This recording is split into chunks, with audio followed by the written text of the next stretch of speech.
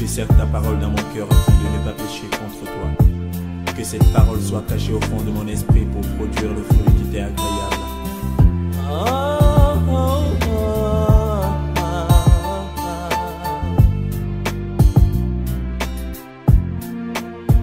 Plus que jamais j'aime ta parole. Je voudrais signaler la présence de notre frère Lokosa. Je voudrais saluer sa présence. Saluer la présence de notre frère Kadia, bienvenue. C'est ceux que je n'avais pas vu. Je crois que j'ai déjà salué Nini. Ok. Alors, les nouvelles personnes qui interviennent aujourd'hui, il y a notre frère Oura Kondro. C'est mon frère spécial, hein, et mon confrère. Je vous le dis, c'est une famille que j'aime beaucoup. Il y a aussi le pasteur Kwaku Narcisse de Paris, ok, qui il est en France. Il dirige une église là-bas qu'on appelle Mission Amen, d'accord, dans laquelle j'ai été déjà invité une fois et où j'ai prêché. J'ai animé 2 semaines là-bas. Vraiment, on est bénis. Il y a le frère Boussou Daniel aussi que je vois, qui je n'ai pas, je crois que j'ai cité le monde, hein. Très bien. Les autres, je les avais déjà salués au passé. Merci beaucoup. Alors, donc, je vais vous préciser la thématique du jour, thématique autour de laquelle nous nous réunissons. C'est bien la préface du grand appel d'Abraham. Et il fallait pour cela parcourir tout le chapitre 11 du livre de Tolédot, livre de la Genèse, ou Genesis en grec. Donc, il fallait parcourir tout le chapitre 11 et parcourir aussi les 5 premiers versets du chapitre 12. Nous avons pour cela sélectionné 2 ou 3 versets du chapitre 11 et puis un verset au niveau du chapitre 12 pour que l'essentiel de la pensée soit relevé. Voici ce qui est écrit au verset 4. Ils dirent encore, allons, bâtissons-nous une ville et une tour dont le sommet touche au ciel. Et faisons-nous un nom, afin que nous ne soyons pas dispersés sur la face de toute la terre. Verset 6, et l'Éternel dit, voici, ils forment un seul peuple et ont tous une même langue, et c'est là ce qu'ils ont entrepris. Maintenant, rien ne les empêcherait de faire tout ce qu'ils auraient projeté. Puis au verset 7, c'est Dieu qui parle cette fois-ci, allons, descendons, et là, confondons leur langage, afin qu'ils n'entendent pas plus la langue les uns des autres, ainsi de suite. Au verset 1er du chapitre 12, il est écrit, l'Éternel dit à Abraham, va-t'en de ton pays, de ta patrie et de la maison de ton père, dans le pays que je te montrerai. Voilà, la question centrale, c'est que pouvons-nous dire des circonstances qui entourent l'appel d'Abraham, devenir Abraham? Et nous avons mis quelques sous-questions non limitatives. Première sous-question, qui est le premier homme qui a reçu l'appel pour se rendre à Canaan? Deuxième sous-question, quelles sont les ambitions et quel est l'état moral des hommes de ce temps-là? Et troisième sous-question que nous avons mis là, Abraham est-il parvenu à destination? Bon, on peut compléter d'autres sous-questions, hein, comme qu'est-ce qui a été promis à Abraham, qu'est-ce qu'on lui a promis, qu'est-ce que Dieu lui a promis exactement dans son appel. Voilà la thématique du jour et nous laissons comme d'habitude la parole circuler. Celui qui a l'habitude de défricher le terrain, le pasteur Bagidi, pourquoi j'ai dit qu'il n'est plus désigné, prend la parole. Pasteur, prenez la parole. Merci. Merci, mon docteur. En réalité, le congrès nous a un peu fatigués. Oui, Je ne serai pas du tout long, ok. mais je trouve que c'est une grâce pour nous de trouver ce temps afin de méditer la parole, d'examiner les études, de sonder les études. Et merci à tous les participants. J'ai lu, j'ai essayé de parcourir tout le chapitre de Genèse 11, tout le chapitre 11 de Genèse plutôt. J'ai lu, je crois, au moins 6 versets du chapitre 12 aussi. Je voudrais me focaliser particulièrement sur le chapitre 11, qui certainement, les circonstances qu'on a. On vous a pas entendu. Vous voulez vous focaliser sur, on n'a pas perçu ça. Je veux me focaliser sur des circonstances qui se sont produites avant l'appel d'Abraham. Merci, C'est pasteur. bien ça. Ok. J'ai noté 2 choses importantes. J'ai noté la tour de Babel qui nous est présentée du verset 1 jusqu'au verset 9. Et à partir du verset 10 jusqu'au verset 32, le dernier du chapitre, on nous présente là une généalogie. Depuis Abraham jusqu'à Joseph. C'est de ça qu'il s'agit. Et permettez-moi de dire à l'entame que à Babel, nous constatons que l'homme s'est élevé, l'homme est devenu outrecuidant. Il est devenu très audacieux au point de vouloir défier Dieu, au point de vouloir défier Dieu, cherchant sa propre gloire. Quand je lis le verset 3, là, il nous est dit, ils se dirent l'un à l'autre, allons, faisons des briques, cuisons-les au feu. Et la brique leur servit de pierre et le bitume leur servit de ciment. Ils dirent encore, allons, bâtissons-nous une ville et une tour dont le sommet touche, voyez-vous, une tour, une habitation, une infrastructure dont le sommet touche le ciel. Le ciel, c'est la demeure de qui? Dieu. Vous voyez l'outrecuidance de l'homme. L'homme, imbu de lui-même, a voulu chercher et développer sa gloire. Et comme au commencement, comme nous l'avions vu dans les chapitres précédent, l'homme ouvre encore la porte à Satan qui en profitera pour prendre la place de Dieu. C'est l'introduction de l'idolâtrie dans le monde. La tour de Babel est le lieu où l'idolâtrie fut introduite, n'est-ce pas, dans le... Et elle suivra secrètement Israël jusqu'au temps de Josué, selon Josué 24, verset 2 et verset 14. Ce soir, je vais un peu surprendre parce que cet état de choses, nous pouvons le comparer de nos jours à l'homme qui a su développer la science, à l'homme qui a su à l'homme devenu sage, qui a su développer la science, qui a su faire des choses au point de défier Dieu. Excusez, aujourd'hui, j'ai entendu dire certains Occidentaux venus en Afrique qui n'ont pas cru au mot spirituel de notre continent, au mot spirituel de certains enfants africains. Un enfant qui souffre d'une attaque spirituelle, d'un envoûtement, d'un problème de maladie, on l'assimile à un marasme, on l'assimile à la sous-alimentation, on l'assimile à beaucoup de choses, alors que la profondeur est tout autre chose. Ça peut être vrai, bien aimé. Aujourd'hui,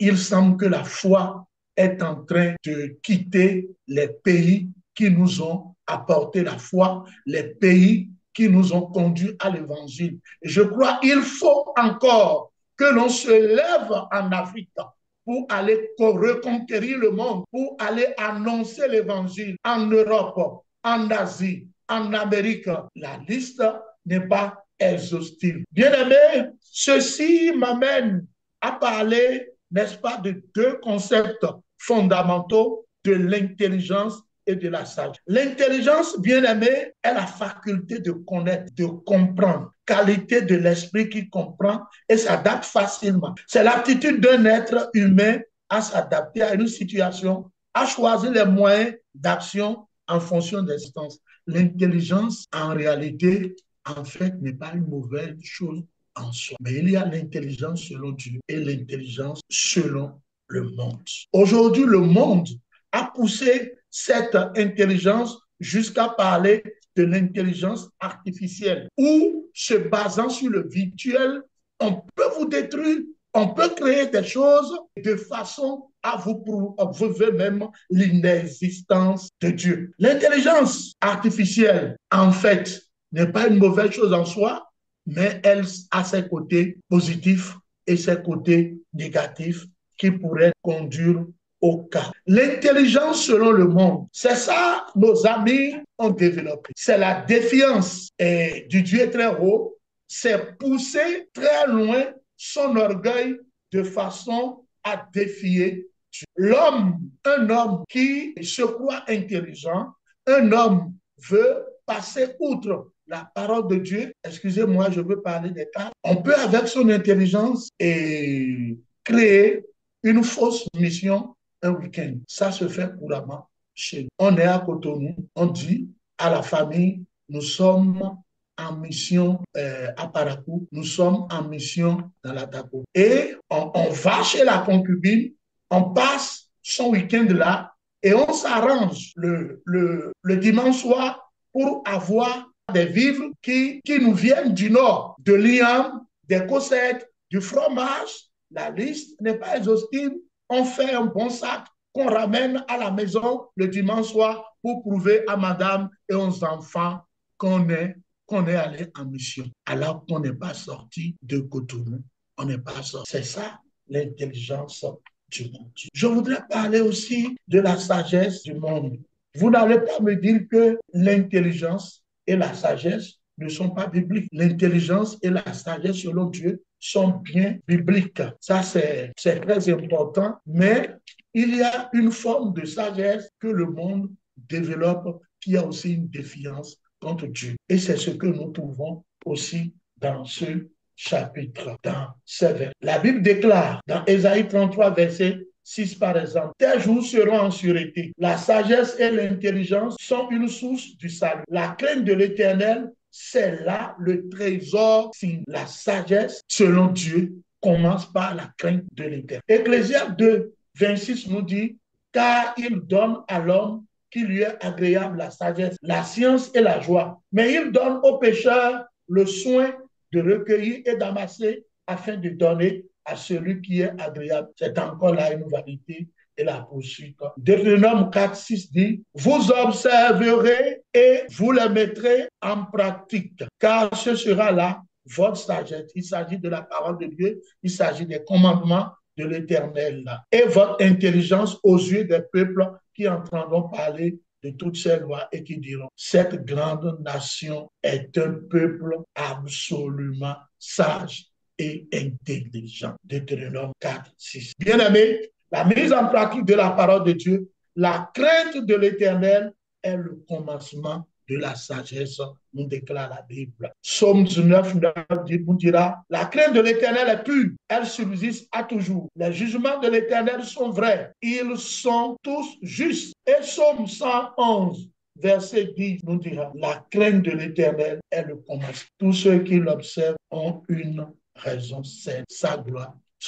Avec ce passage de la tour de Babel, je voudrais toucher deux volets spécifiques. Nous avons l'habitude dans nos applications de trouver que l'homme a été outrecuidant, l'homme a été audacieux, l'homme a défié Dieu et Dieu l'a confondu. Et nous savons que c'est de cette tour-là que la multiplicité des langues est née. Les gens ne se comprenaient plus parce que Dieu est souverain.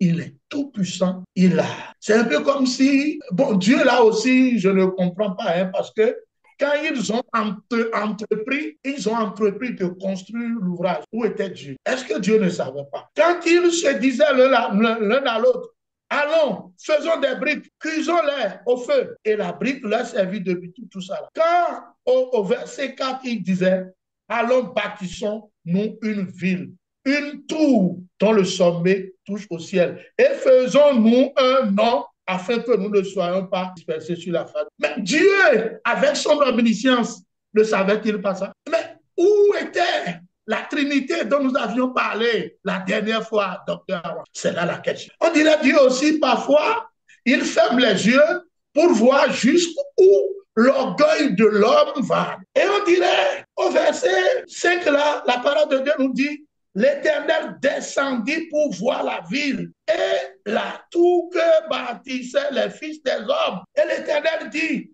voici ils forment un seul peuple et ont tous une même langue. Et c'est là ce qu'ils ont entrepris. C'est un peu comme si Dieu ne savait pas qu'ils allaient être capables de construire cette bâtisse. C'est un peu comme si Dieu ne savait pas qu'ils iraient jusqu'à ce niveau. Et maintenant, Dieu, dans sa toute-puissance et dans sa toute-souveraineté, dit, descendons. Allons maintenant, descendons et confondons-les.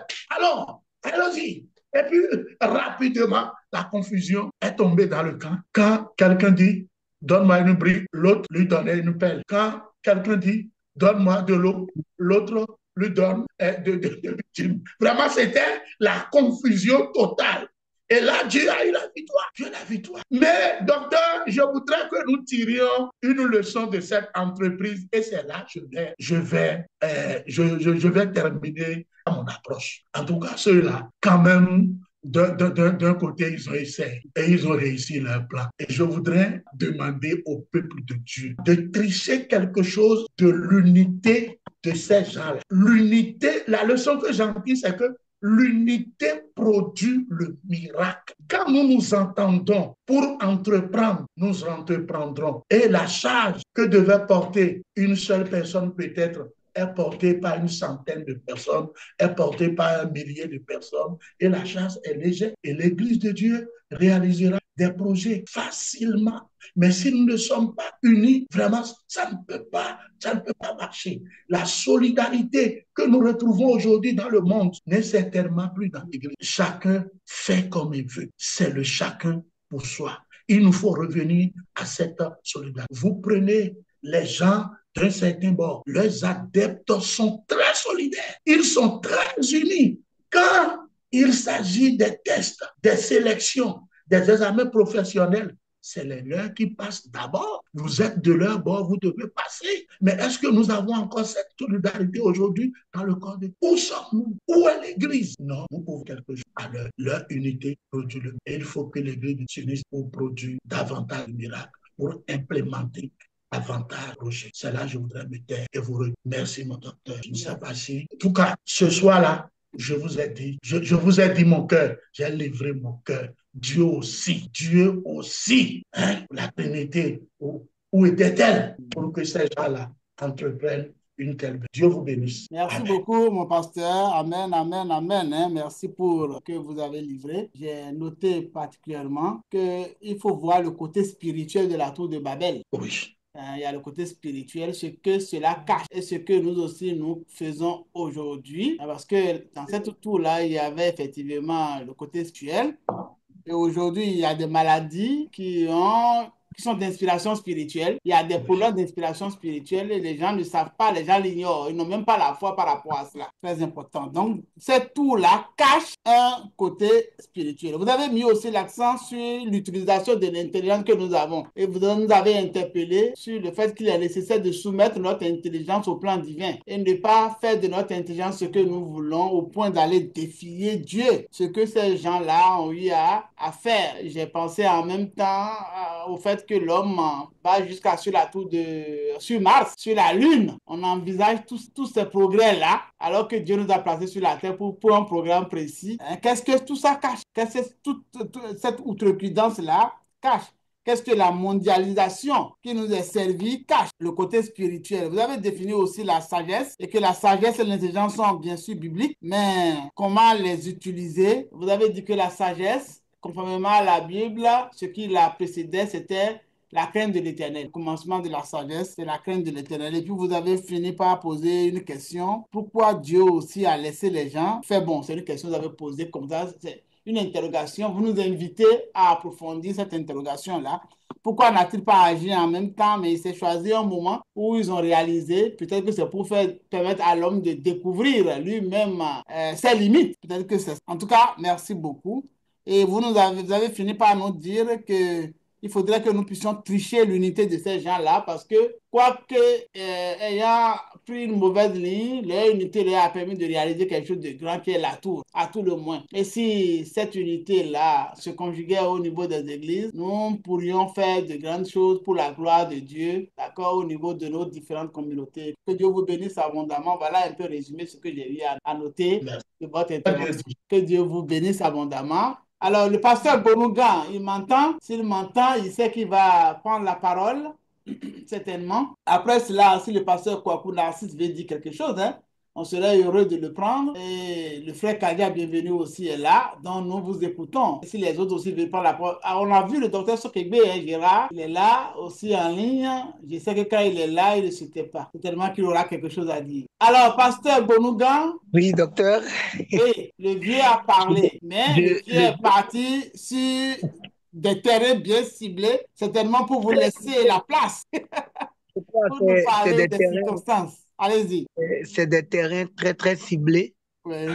Je voudrais d'abord le remercier. Bon, je voudrais déjà dire que je fais mienne toutes ces interventions parce que c'est profond. Mais parlant d'Abraham, de son appel, il est allé jusqu'à parler déjà de la généalogie. Et quand vous voyez la généalogie déjà, la Bible nous parle d'abord d'Abraham avant de tomber dans Genèse, chapitre 11, là, le verset 31 dit, Terach prit Abraham, son fils. On nous parle d'abord d'Abraham avant qu'on ne tombe sur Abraham. Abraham, qui veut dire père élevé. C'est ce que cela voudra dire. Et vous savez que Abraham, là, en ce temps, il ne connaissait pas Dieu. Il vivait dans un pays qui ne connaissait pas du tout Dieu. Et ce qui est étonnant, au chapitre 10, déjà, on nous parle de son appel. La Bible dit, l'Éternel dit à Abraham, Abraham qui ne connaissait pas l'Éternel. C'est ce qui m'a paru un peu bizarre, un Dieu qui ne connaît pas, et ce Dieu lui parle, l'appelle maintenant. Il dit à Abraham, va-t'en de ton pays, de ta patrie et de la maison de ton père dans le pays que je te montrerai. Je ferai de toi une grande nation et je te bénirai. Je rendrai ton nom grand et tu seras une source de bénédiction. Voilà ce que l'appel qu'il a reçu. Mais il faut noter qu'à l'exception de Moïse, aucun autre personnage de l'Ancien Testament n'est davantage mentionné dans le Nouveau Testament qu'Abraham. Et au point que Jacques l'aurait appelé ami de Dieu, dans Jacques chapitre 2, verset 23. Et nous devons également savoir que tous les croyants de la planète Terre, de toutes les générations, sont appelés fils d'Abraham, Galates 3, verset 7. Et la Bible montre clairement son importance et son influence dans l'histoire rédemptrice. Donc, parlant d'Abraham, de son appel et de sa vie, et nous savons que Abraham occupe une vie très importante du récit de la Genèse. Parce que déjà de sa première mention en Genèse chapitre 11, verset 26, sa mort, et en Genèse 25, verset 8. Nous savons beaucoup de choses sur lui, mais beaucoup moins de sa naissance et du début de sa vie. Abraham apparaît pour la première fois dans le texte biblique alors qu'il est âgé de 75 ans. 75 ans. Et Genèse 11, 28 dit que son père Terach vivait à Ur, une ville influente du sud de la Mésopotamie située sur l'Euphrate, environ à mi-chemin entre la tête du golfe Persique et la ville moderne de Bagdad. On apprend aussi que Terach s'était mis en route avec sa famille vers le pays de Canaan. Si nous lisons Genèse, la Bible nous en informe. Donc cette histoire ou cet appel d'Abraham commence véritablement au chapitre 12. Et si nous considérons les 3 premiers versets déjà, et l'appel, Dieu nous raconte déjà là l'appel d'Abraham par Dieu. Et l'Éternel dit, faut quitter. Il a dit de quitter carrément son pays. Les 3 premiers versets que nous avons lus le relate. Donc Dieu a appelé Abraham à quitter d'abord sa famille à Charan pour se rendre dans le pays qu'il lui montrerait. Il lui fait aussi 3 promesses. Il y a des promesses qui accompagnent cet appel. La première, c'est que la promesse d'une patrie. 2, la promesse de faire de lui une grande nation. Et 3, la promesse de le bénir. Donc ces promesses font déjà le fondement de l'appel d'Abraham. Dieu voulait en fait que Abraham expérimente sa vie et sa présence. Dieu voulait que Abraham, qui était, si vous me le permettez, qui ne connaissait pas Dieu, qui ne connaissait pas son créateur, Dieu voulait en fait le faire sortir de sa patrie, de sa nation, de sa famille, pour le faire découvrir lui qu'il est. Ce que lui, il est. Dieu, lui, il est. Donc, Abraham se distingue rapidement par cet appel. Ce qui m'a beaucoup plus accroché chez Abraham, c'est que lui, ne connaissant pas Dieu, Dieu l'ayant appelé, il a obéi automatiquement, sans discussion. Pour le commun des mortels, on dit souvent chez nous, oui, c'est vrai, on a appelé, mais c'est ce qui suit l'appel là qu'on doit apprendre d'abord avant de répondre à l'appel, n'est-ce pas? Mais Abraham n'a pas écouté cela. Dieu l'a appelé, lui l'a obéi. Et je voudrais ouvrir une parenthèse pour nous dire, autant que nous sommes, quel que soit notre rang social, quel que soit ce que nous sommes, l'obéissance est la base de toute bénédiction. L'obéissance, elle est conditionnelle. Tant que nous n'obéissons pas à Dieu, nous ne pouvons jouir de ces bénédictions.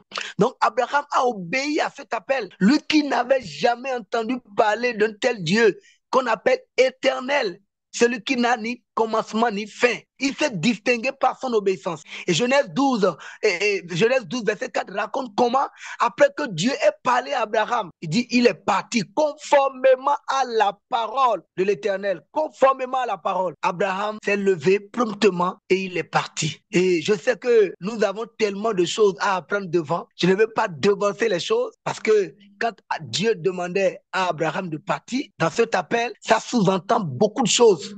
Abraham devait abandonner sa famille, Abraham devait abandonner sa patrie, Abraham devait faire dos à ses parents et partir dans quel pays là où il ne connaissait pas du tout. Parce que Dieu lui a dit là où je te dirai, mais où? Il ne savait pas. C'est pour nous dire, autant que nous avons des appels. Dans nos domaines respectifs, chacun de nous a un appel. Mais quand Dieu nous a appelés, quelle a été notre réaction? Avions-nous obéi promptement? C'est difficile d'obéir. C'est comme Thomas le dirait.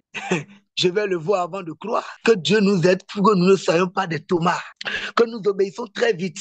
Donc l'auteur de l'Épître aux Hébreux cite plusieurs fois, Abraham comme exemple de foi, notamment en référence à cet acte de foi impressionnant, puisqu'il a dit que c'est pas la foi qu'Abraham a obéi lorsque Dieu l'a appelé. Alléluia. Hébreux chapitre 11, verset 8. Pas la foi. Donc, l'appel d'Abraham était basé sur sa foi. Sa réponse, c'est parce qu'il a eu foi à cette voix. Il a eu foi à ce Dieu grand, fort, puissant, qu'il n'a jamais vu, qu'il n'a jamais entendu parler d'ailleurs. Et il a manifesté sa foi en obéissant à cet appel et en sortant de sa maison, de sa patrie, de sa famille. Et je voudrais m'arrêter là pour nous poser cette question. Combien d'entre nous qui sommes connectés à cette plateforme serions prêts à tout laisser derrière nous, à abandonner nos conforts? Parce que, comme je le disais, cet appel sous-entend beaucoup. Parce que Abraham avait des biens déjà.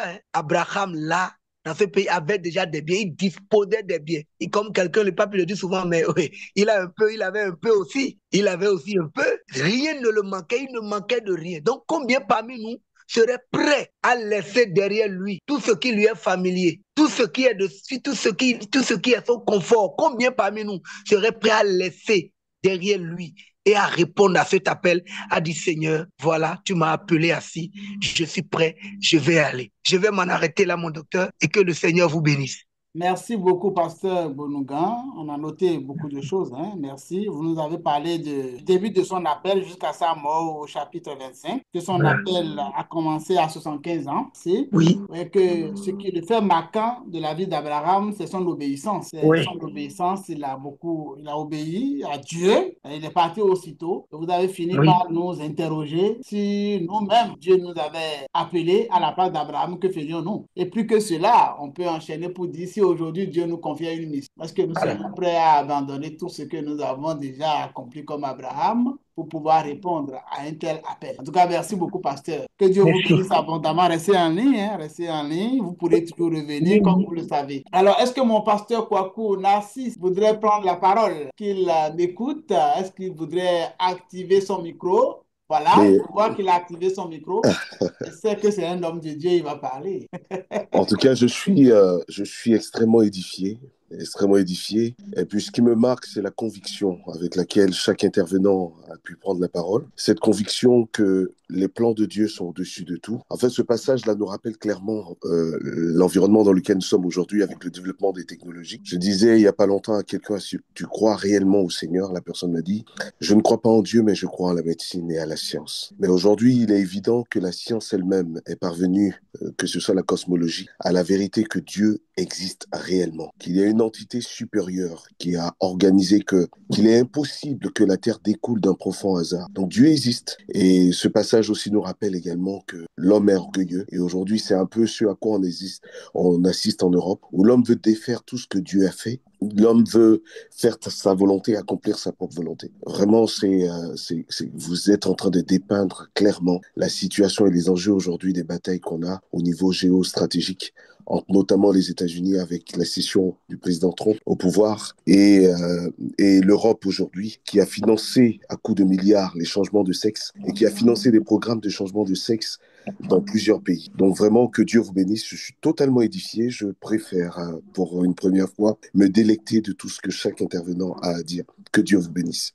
Amen. Amen. Merci beaucoup, pasteur. Merci pour votre prise de parole. Merci aussi d'avoir mis l'accent sur certains points qui touchent à notre actualité, à notre environnement, à nous, hein. Donc, c'est actualisé en quelque sorte par rapport aux défis que les gens avaient connus autrefois. Vous avez noté surtout que les différents intervenants sur la plateforme ont parlé avec une telle confiance, une telle conviction en Dieu, hein, par rapport à ce qu'ils disaient. Et ça nous place également devant les défis auxquels nous sommes confrontés dans la mondialisation, surtout à la guerre, la cession au pouvoir de Trump au niveau des Amériques. Tout ça, il y a une main divine dedans pour confondre ceux qui ont financé une guerre qu'on pouvait, et tout simplement. Merci beaucoup, pasteur. Kwaku Narcisse. Je suis content d'entendre votre vocal, hein. Rien que ça me dit énormément. Et à cela, c'est les paroles édifiantes que vous ajoutez, ça me fait. Alors, qui voudrait prendre la parole? Le frère Kadia, bienvenue, voudrait prendre la parole? Non?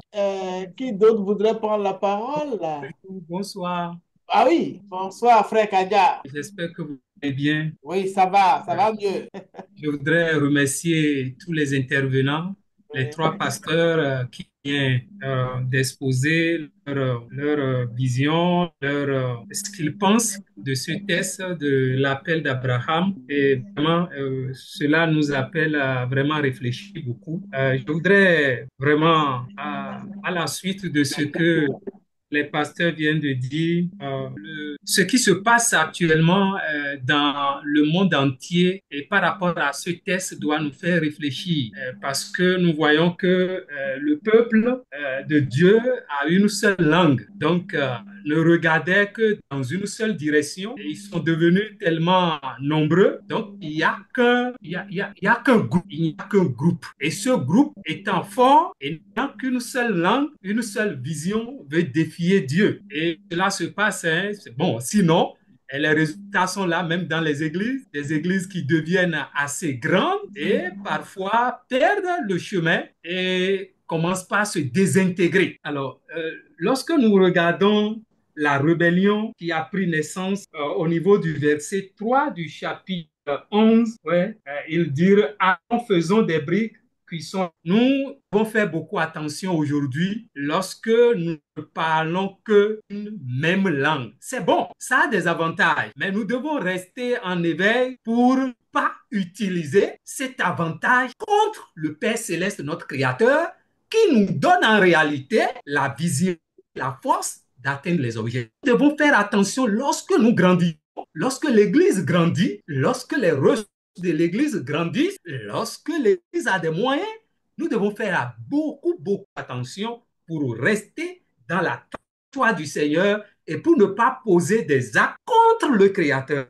La deuxième chose que je voudrais dire, c'est la force de l'unité.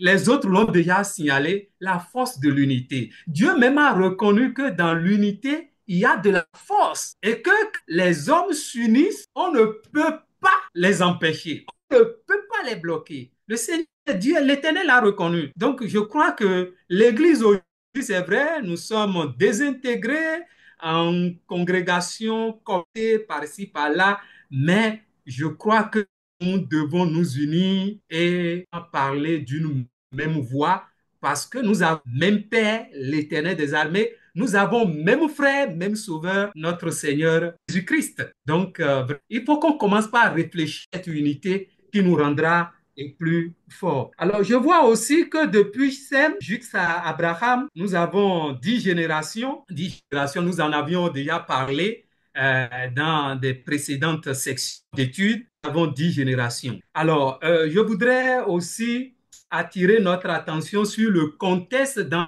lequel Dieu a appelé Abraham. Et son père vient de partir. Son père est décédé. Alors, il a avec lui sa femme, Sarai, puis le fils de son frère défunt, c'est-à-dire Lot, avec lui. Donc, il se trouve quelque part où le pasteur Bongan l'a dit, où l'adoration de l'Éternel n'était pas présente. Et c'est dans cette condition, dans ce contexte-là, contexte décès de parents où on pouvait dire, bon, notre père est décédé, bon, nous allons nous accrocher au bien, à l'héritage. Donc, en tout cas, il était quand même riche, il avait tout.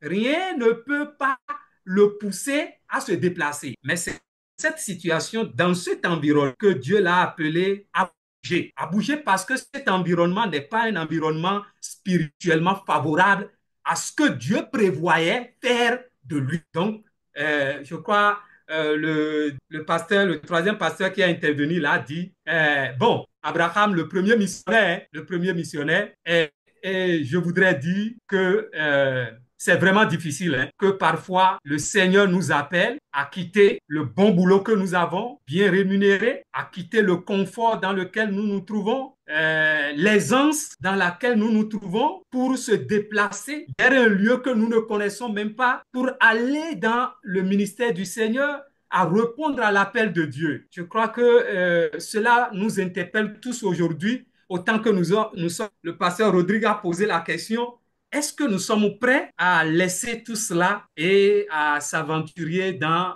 la mission du Seigneur aujourd'hui? Vraiment, vraiment, j'ai trouvé Abraham comme vraiment un homme qui a foi en Dieu, mais et qui vivait dans un environnement où l'adoration de Dieu n'existe pas. Abraham est le premier envoyé à Canaan. C'est ça. C'est lui le premier qui a atteint Canaan.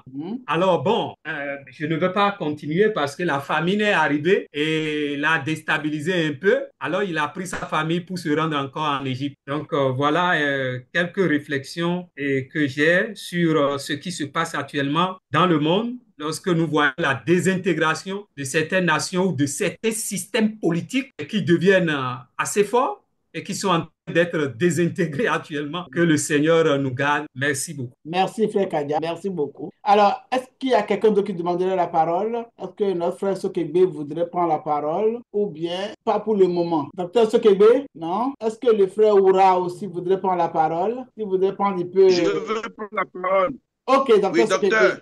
Allez-y, docteur Sokegbe. Oui, shalom, shalom, que la grâce de Dieu abonde, inonde cette plateforme, surabonde, pleuve, inonde les cœurs, les vies, les familles, pour que vous trouvez au nom puissant de Jésus de Nazareth. Amen.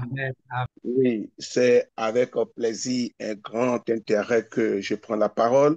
Après avoir écouté les éminents serviteurs de Dieu qui se sont déroulés, qui se sont passés, qu'est-ce que je dois dire? Je crois, pour ce qui me concerne, quand on fait ces études sur la plateforme La Bonne Semence, c'est pour nous édifier, c'est pour voir est-ce que de notre génération, nous pourrions vraiment tirer leçon de la vie d'Abraham. Vous savez, quand on dit Dieu d'Abraham, Dieu d'Isaac, Dieu de Jacob, ça a tout son sens. Abraham est le père de la foi. Donc, quand on dit Abraham a reçu d'appel, on l'a appelé, on dit il faut partir. Il a cru. Ça, là, c'est la croyance. Donc, Abraham a cru, Abraham a obéi et a justice. Dieu l'a déclaré juste par la foi qu'il a en lui. C'est très profond. Vous voyez, la foi et l'obéissance vont de pair. La désobéissance et l'incrédulité aussi vont de pair. Tous ceux qui ont marché avec Dieu ont la foi qui est une conséquence de l'obéissance. Celui qui n'obéit pas à Dieu, celui qui n'obéit pas à la parole, il ne peut pas évoluer ou marcher avec Dieu. Alors, l'appel d'Abraham est beaucoup intéressant et je pense que de notre génération, Dieu n'a pas changé parce que la mission est toujours là. Partout où nous sommes, c'est notre Canaan, c'est notre champ missionnaire. Est-ce que nous faisons le travail? Ce que Dieu a pour, vous voyez, les nations ou pour, parce qu'il dit toutes les familles sur la terre seront bénies en ta postérité. Vous voyez, c'est très profond, c'est trop grand. Donc, ce que Dieu disait à Abraham était grand. Ce que Abraham voyait de ce que Dieu lui disait était aussi grand. Donc Abraham a cru. Vous voyez, il ne voyait pas les possessions matérielles, il ne voyait pas les biens de la terre, il voyait autre chose. Vous voyez, c'est-à-dire la foi d'Abraham ou bien l'obéissance d'Abraham, c'est extraordinaire, c'est exceptionnel. Et moi, je demande et toujours à Dieu de me donner la possibilité d'expérimenter cette obéissance-là. Que Dieu vous bénisse. Je vais m'arrêter là. Merci beaucoup, Mm. docteur Sokegbe. J'ai bien noté. Vous avez surtout mis l'accent sur l'obéissance et la foi qui marchent de pair, et la désobéissance et l'incrédulité aussi marchent de pair. Voilà. Et puis vous avez dit que même si Abraham n'a pas vu toutes les familles être bénies dans sa postérité, mais ça s'est réalisé puisque Jésus, qui est son illustre descendant, c'est par lui que nous tous, nous rentrons dans cette foi, nous bénéficions de cette foi d'Abraham. Et ça, c'est très important. Et puis vous avez fini par une prière, hein, en disant que vous demandez à Dieu de vous donner l'opportunité d'obéir, de lui obéir, comme Abraham l'a fait. Merci beaucoup, mon cher frère, docteur Sokegbe, que Dieu vous bénisse abondamment. Est-ce qu'il y a une autre main? S'il y a quelqu'un d'autre qui voudrait prendre la parole, nous allons lui laisser le micro. Sinon, nous allons essayer de passer à nos synthèses. Je serre ta parole dans mon cœur afin de ne pas pécher contre toi. Que cette parole soit cachée au fond de mon esprit pour produire le fruit qui t'est agréable.